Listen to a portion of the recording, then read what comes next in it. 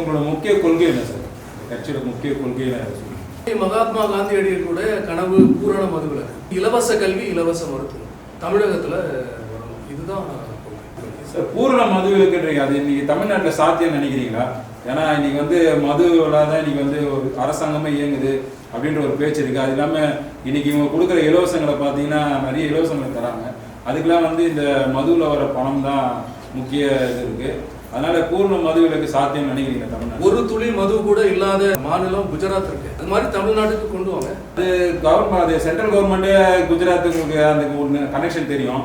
நம்ம எப்பவுமே புறக்கணிக்கப்படுறோம் மத்திய அரசாங்கத்தால. அப்படி ஏன் புறக்கணிக்கப்படுறோம்? அப்போ நம்ம மக்கள் வந்து புறக்கணிக்கப்பட்ட மக்கள் தான். நம்ம ஏன் அரசியல் ரீதியா புறக்கணிக்கப்படுறோம்? படிப்படியா மதுக்கடைகளை மூடுவோம் அப்படின்ட்டு போன எலெக்ஷன்ல டிஎம்கே கவர்மெண்ட் சொன்னாங்க. கிட்டத்தட்ட ஒரு 500 கடைகளை இழுத்து மூடிட்டாங்க. ரொம்ப சந்தோஷம். ஆனா 500 கடைகளை மூடினதுக்கு அப்புறம் டாஸ்மார்க்ன்ற பேரை மாற்றி மணமகள் மன்றம்ன்ற பேரை வச்சு 500 கடைகளை திறந்தீங்களே, சரி அதை கூட விட்டுருவோம். இப்ப காம்பன்சேட் பண்ணிட்டீங்க. இப்ப திரும்ப வந்து 1000 மதுக்கடைகளை வந்து புதுசா மணமகள் மன்றங்கள் வந்து அக்ரிமெண்ட் போட்டிருக்கீங்களே, எத்தனை கோடி டெண்டர் கமிஷன், இதெல்லாம் எங்க கொண்டு போனீங்க? இப்போ மதுக்கடைகளை வந்து இந்த அரசுக்கு வந்து குறைக்கணும் அப்படின்ற எண்ணம் கிடையாது. அதாவது இந்த மது விற்பனையில வந்து அமோகமான வசூல் செய்து சாதனை படைத்த அரசு அதை கண்டு ருசி கண்டுட்டாங்க. மது ஆலைகளை வந்து வச்சிருக்கிறது நீங்க, உங்களுடைய ஃபேக்டரியில தான் மது உற்பத்தி செய்றீங்க. யாருக்கு விற்கிறீங்க? அதை டெய்லி வந்து தினக்கூலிங்க 1000 ரூபாய் சம்பாதிக்கிறதுல 300 ரூபாய் கொண்டு மதுக்கடைகளுக்கு கொடுத்து இந்த பணத்துல அரசியல் நடத்துற அரசு நம்மளுக்கு தேவையானதை நீங்க யோசிச்சு பாருங்க. 2016ல ஸ்டாலின் அவர்களே நிற்கும் போது முதல்ல அந்த அவங்க சொன்ன தேர்தல் வாக்குறுதியிலே வந்து மது கடைகளை முற்றுமா மூடுவோம் அப்படின்னு தான் சொன்னாங்க. ஆனா அதுல வந்து அவர் தோல்வியை தான் அடைஞ்சார், படுதோல்வி அடைஞ்சார் அந்த எலெக்ஷன்ல. மக்கள்கிட்டயே வந்து அதுக்கான ஆதரவு இருக்குன்னு நினைக்கிறீங்களா? மது கடைகளை மூடணுன்றது முக்கியமா ஆண்களுக்கு. ஏன்னா மது கடைகள் மூடனா சாராய கடைகள் அதிகமாகிடும்ன்றாங்க, கள்ளச்சாராயங்கள் அதிகமாகிடும், கள்ளச்சாராய சாவுகள் அதிகமாகும்ன்றாங்க. அதை பத்தி நான் சொல்றேன். ஹெல்மெட் போடலன்னா 1000 ரூபாய் ஃபைன் சொல்றீங்க. ஹெல்மெட் போடாம போறாங்களா மக்கள்? 1000 ரூபாய் ஃபைன் அடிக்கிறதுக்கு பயந்து ஹெல்மெட் போடுறாங்கல்ல. மது கடைகள் இங்க கிடையாது அப்படின்னு சொன்னா இது திறந்துதான் ஆகணும் சொல்லி யார் போராட்டம் நடத்துனாங்க? திறக்க கூடாது சொல்லிதான் காந்தியவாதி சசி பெருமாள் காலத்துல இருந்தே போராட்டங்கள் நடைபெற்று இருக்கு. திறக்கணும் சொல்லிட்டு எந்த போராட்டமும் நடக்கலையே. எந்த மக்கள் வந்து உங்ககிட்ட கெஞ்சினாங்க? சார், கள்ளுக்கடைகளை பத்தி உங்களோட அபிப்பிராயம்? போதை தான் முக்கியம் அப்படின்னா கல்லு வந்து உடம்புக்கு அவ்வளவு கெடுதல் இல்லை. அது வந்து ஆராய்ச்சி ரீதியா கண்டுபிடிக்கப்பட்டிருக்கு. அப்போ கல்லுக்கடைகளை திறந்து வச்சா கூட இதுக்கு பெட்டர். ஆனா இந்த சாராயத்தால எவ்வளவு பிரச்சனை நீங்களே யோசிச்சு பாருங்க. விஷ சாராயத்தால டிஎம்கே கவர்மெண்ட் ஆட்சியில 65 பேர் சேர்த்து போனாங்க. குடிக்கிறவங்க பூரா வந்து பாமர மக்கள் தான். மதுனால லிவர் ஃபெயில்யூர், கிட்னி ஃபெயில்யூர், அது இதுன்ட்டு எத்தனை தாய்மார்கள் விதவாகிறாங்க. சோ இது இழப்பு வந்து முழுக்க முழுக்க வந்து அப்பாவி மக்களுக்கு தான். அப்ப இதை வந்து தொழிலா எடுத்து ஒரு கவர்மெண்ட் மக்களை ஆள்ற கவர்மெண்ட் ஏன் பண்ணுது? அதுதான் நான் கேட்கிறேன். பூர்ண மதுவிலக்கு வந்து திமுக கவர்மெண்ட்டும் பண்ணல, இது வரைக்கும் அதிமுக கவர்மெண்ட் இது வரைக்கும் பண்ணல. இல்ல, இந்த ரெண்டு அரசுகளும், இந்த ரெண்டு திராவிட கட்சிகளும் மாற்றி மாற்றி மக்களை வந்து ஏமாற்றுகிற இந்த கபட தலைவர் விஜய் வந்திருக்காரு. அவர் இதை பண்ணுவார் நினைக்கிறீங்களா சார்? அவர் ஆட்சி ஒருவேளை வந்தா நாளைக்கு அவர் பண்றது வந்து அவர் ஆட்சிக்கு வந்ததுக்கு அப்புறம் தானே தெரியும். அவர் தேர்தல் கொள்கையில் இது இருக்கும் நினைக்கிறீங்களா? தேர்தல் அறிக்கையில சொல்ற அவருடைய தேர்தல் அறிக்கை வந்து முதல் 3 அறிக்கையே ரொம்ப அட்ராக்டிவா இருந்தது. அதாவது படிப்படியா மதுக்கடைகள் மூடப்படும் அப்படின்ட்டு சொல்லியிருந்தாங்க. அது மாதிரி இலவச கல்வி, இலவச மருத்துவம் முக்கியமா இடம்பெற்றிருந்தது. அதை விட ரொம்ப அட்ராக்டிவா வந்து கஞ்சா விற்கிறவனுக்கு கஞ்சி அப்படின்னு போட்டு மகாத்மா காந்தி மக்கள் கட்சியோட முக்கிய கனவும் முக்கிய கொள்கைகளும் இந்த 3 தான். அந்த 3ம் வந்து விஜய் அவர்களுடைய டிவிகே கட்சியில வந்து இடம்பெற்றிருந்தது. புதுசா வந்து இத்தனை கட்சிகள் வந்ததுக்கு அப்புறம் ஒருத்தர் வந்து அதை பகிரங்கமா சொல்றாரு, எங்க கட்சி ஆட்சிக்கு வந்தா இந்த 3 முக்கிய கொள்கைகளை நாங்க கொண்டு வருவோம் அப்படின்னு சொல்றோம்ல. அந்த கட்சிக்கு கண்டிப்பா ஆதரிக்கிறத விட்டுட்டு எங்களை மாதிரி சின்ன கட்சிகளுக்கு வேற வேலையை கிடையாது. அதே விஜய் வந்து மக்கள் இவ்வளவு பேர் இறந்துருக்காங்க, இன்ன வரைக்கும் அவங்க சந்திச்சு வீட்டுல கூட்டு பனைகளை வச்சுதான் சந்திப்போ ஒரு இதோ பண்றாரு. அதுக்கு நிறைய விமர்சனங்கள் வந்துட்டு இருக்கு. இப்ப நீங்க டிஎம்கே பத்தி பேசுறப்போ குற்றச்சாட்டுகள் அடிக்கிட்டே வரீங்க. விஜய் வந்து பத்தி பேசுறப்போ அவருக்கு பாசிட்டிவா தானே நீங்க பேசுறீங்க. இப்பதானே வந்திருக்கு. மதுக்கடைகள் எடுத்து எத்தனை போராட்டங்கள் 2018-19 நிறைய போராட்டங்கள் வந்து அப்பெல்லாம் நிறைய போராட்டங்கள்ல கலந்து கொண்டிருக்கிறோம். ஏன்னா இப்போ காந்தியவாதி சசி பெருமாள் அவர்கள் 50 வருடம் மதுவுக்கு எதிராக அவ்வளோ பெரிய போராட்டங்களை நடத்தி அவர் கடைசியில இவர் வந்து மதுவுக்கு எதிராக இவ்வளவு போராட்டங்கள் நடத்துறாருன்றது 50 வருஷம் கழிச்சு அவர் இறந்தப்போ தான் மக்களுக்கே தெரிஞ்சது இப்படி ஒரு மனுஷன் இருக்கிறாங்க அப்படின்னு.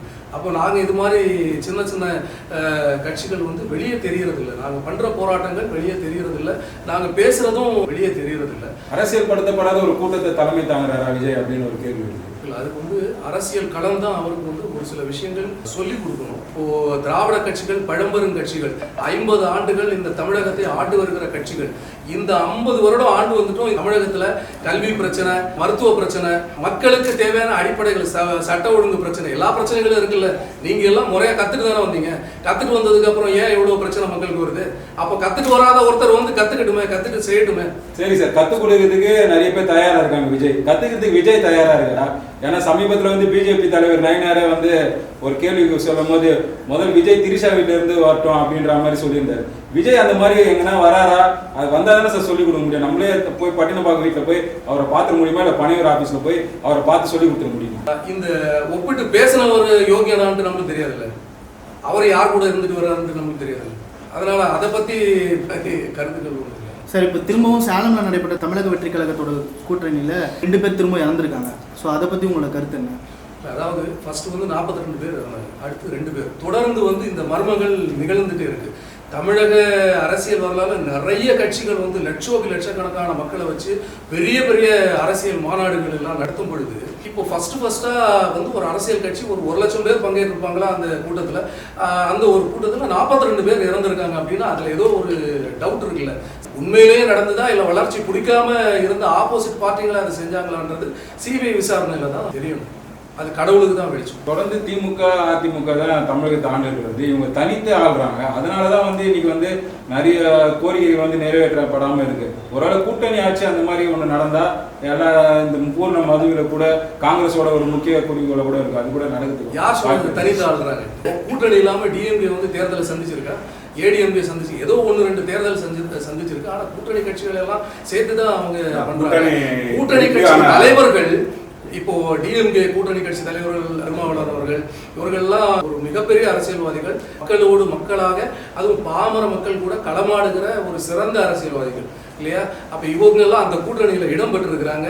ஐயா வைகோ அவர்கள், அவரை சொல்லணும்னு அவசியமே இல்லை, இவங்க எல்லாம் அந்த கூட்டணியில இடம் பெறுறப்போ இவங்க எப்படி அனுமதிக்கிறாங்க? மது விற்பனைக்கு எப்படி அனுமதிக்கிறாங்க?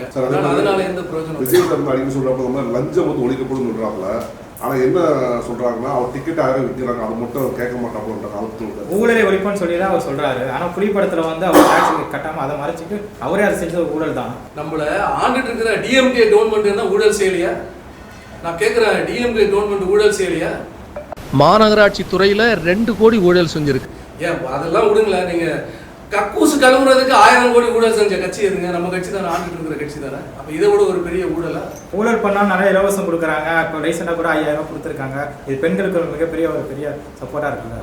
பெரிய சப்போர்ட். 5000 ரூபாய் கொடுத்த உடனே அந்த குடும்பத்துக்கு நீ எந்த பிரச்சனையும் கிடையாது. அவங்க சாகிற வரைக்கும் ஹாப்பியாக சந்தோஷமா இருப்பாங்க. ஒன்றுமே பிரச்சனை இல்லை. ஏங்க 5000 ரூபாய் இப்போ கொடுக்குறாங்க, ரைட்டா? தேர்தல் பயம் வந்துருச்சு அவங்களுக்கு. 5000 ரூபாய் கொடுக்குறாங்க. இவங்க ஆட்சிக்கு வந்து அடுத்த மாசத்துல 50,000 அந்த அப்பாவி மக்கள் கிட்ட கலெக்ஷன் பண்ணிட்டு கல்லூரி பெண்களுக்கு பார்த்தீங்கன்னா லேப்டாப் இலவசமாக கொடுக்குறாங்க. ஐயோ, நீங்க அதாவது ஏடிஎம்கே டிஎம்கே 2 பேரும் இதுதானே பண்றீங்க. கலர் டிவி கொடுக்குறீங்க, அதெல்லாம் கொடுத்துட்டு தானே இருக்கீங்க. எதுக்கு இந்த இலவசம்? நீங்க தப்பு செய்யறீங்க, அதனால தான் இலவசம் கொடுக்குறீங்க. நீங்க நல்லது செஞ்சா நீங்க ஏன் இலவசம் கொடுக்கணும்? திராவிட கட்சிகள் இப்போ மக்களுக்கு நிறைய நல்ல திட்டங்களை கொண்டு வந்திருக்காங்க. அப்படி இருந்தும் உங்களை போன்ற கட்சிகள் ஏன் தொடர்ந்து அவங்கள விமர்சனம் வச்சுக்கிட்டே இருக்கீங்க? அதுக்கான அடிப்படை காரணம் தான் என்ன? மக்களுக்கு நல்லது செஞ்சிருக்காங்க. அதாவது மதுவாலைகளை அவங்களே வந்து வச்சுக்கிறாங்க. அவங்களே வந்து சாராயம் காய்ச்சி ஃபுல்லாக பாக்கெட் போட்டு விற்று லாபம் சம்பாதிக்கிறாங்க.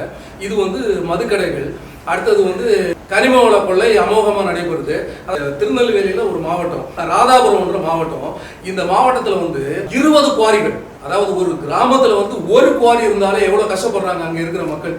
யோசிச்சு பாருங்க. அதாவது எப்பவுமே லாரி அவ்வளோ புழுதி, டஸ்ட் அலர்ஜி, அது இதுன்னு அவ்வளோ பிரச்சனை, அவ்வளோ வெடிக்கிறாங்க. சத்தம் கேட்டு வயசான ஆளுங்கெல்லாம் ஹார்ட் அட்டாக் வந்து எத்தனை பேர் செத்து போறாங்க ஒரு குவாரி இருக்கிறப்போ. அப்போ ஒரு ராதாபுரம்ன்ற ஒரு கிராமத்துல 20 குவாரிகள். இது யார் அனுமதி கொடுத்தது? அந்த 20 குவாரிகள்ல இந்த ஒரு குவாரிக்கு வந்து எவ்வளவு ஆழம் வந்து நீங்க பள்ளம் போட முடியும்? 20 அடி. கரெக்டா?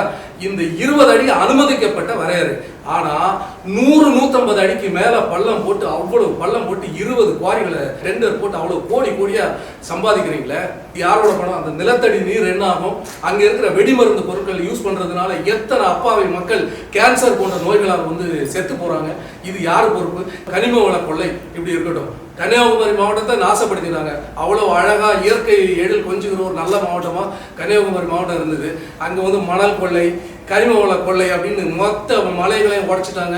சரி, இதெல்லாம் நீங்க பண்ணிட்டீங்க, ஓகே, உங்க அரசியல் இதுக்காக பண்ணிட்டீங்க. கஞ்சா வந்து தமிழ்நாட்டுல எல்லா இடத்துலயும் கிடைக்குதுங்க. பள்ளிக்கூடத்துல வந்து கஞ்சா கிடைக்குதுங்க. சிறுவர்கள் கஞ்சா சாப்பிடுறாங்க. இப்போ சமீபத்துல பாருங்க, ஜாபர் சாதிக் உங்க டிஎம்கே கட்சியில முக்கிய நிர்வாகி 2000 கோடி ரூபாய் மதிப்புள்ள கஞ்சாவோட பிடிபட்டிருக்காங்க. அப்ராஸ் நவாஸ் உங்களுடைய டிஎம்கே கட்சி தானே, அவன் 300 கோடி மதிப்புள்ள கஞ்சாவோட பிடிபட்டிருக்கிறான். என்னங்க நடக்குது தமிழ்நாட்டுல? 2300 கோடி மதிப்புள்ள கஞ்சா வந்து தமிழ்நாட்டுல உங்க கட்சி நிர்வாகி பிடிபட்டிருக்கிறான் அப்படின்னா தமிழ்நாட்டுல எப்படிப்பட்ட கட்சி ஆளுங்களை நீங்க வச்சிருக்கீங்க? 72,000 கிலோ கஞ்சா 2021 இருந்து 2023 பிடிபட்டிருக்கு. அப்போ கஞ்சாவை யாருங்க சப்ளை பண்றீங்க? எனக்கு புரியவே மாட்டேங்குது. கஞ்சாவால அழியறது யாரு? இளைஞர் தலைமுறை, இளைஞர் சமுதாயம்.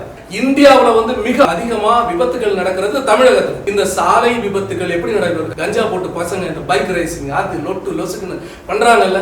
தாய்மார்கள் ஒரு குழந்தையை பெற்றெடுத்து வளர்த்தி அவ்வளவு கஷ்டப்பட்டு ஆளாக்குன தாய்மார்களுடைய நிலை, அவங்க நடைகுணங்களா வாழ்றாங்களா இல்லையா? இது எதனால வருது? இந்த கஞ்சா புழக்கத்தால வருது. இதை வந்து உங்களால கட்டுப்படுத்த முடியுதா? சட்டம் ஒழுங்கு சரியா இருக்காங்க உங்க ஆட்சியில? நான் கேட்கிறேன், சட்டம் ஒழுங்கு சரியா இருக்கா? ஆனா ஆம்ஸ்ட்ராங் அவர்களை படுகொலை செஞ்சாங்களே, இதுவரை கண்டுபிடிச்சிங்களா யாருன்னு? 25 லாக்அப் டெத் உங்க ஆட்சியில தான் நடந்திருக்கு. அப்ப சட்டம் ஒழுங்கு கரெக்டா இருக்கா? இது ஒண்ணுமே சரி பண்ணாம ஆட்சி ஆட்சி ஆட்சி டிஎம்கே ஏடிஎம்கே டிஎம்கே ஏடிஎம்கேனா மக்களுக்கு என்னதாங்க இதுல முடிவு? இதுதான் நான் கேட்கிறேன்.